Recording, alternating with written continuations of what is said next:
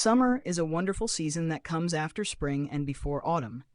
It's a time when the weather gets warm and the days become longer.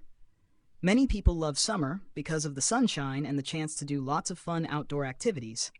During summer, you can wear light clothes like shorts, t-shirts, and sandals because it's so warm outside. People often go to the beach to swim in the ocean or play in the sand. Some people also like to have picnics in parks or go camping in the woods. One of the best things about summer is that there are so many fruits and vegetables available. You can enjoy delicious watermelon, strawberries, and corn on the cob.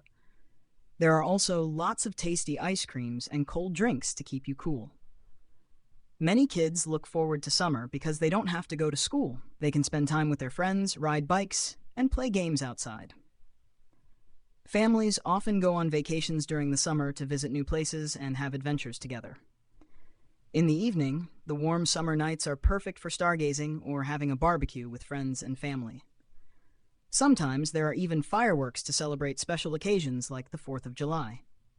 Overall, summer is a time of warmth, sunshine, and fun activities. It's a season that brings people together to enjoy the outdoors and create happy memories.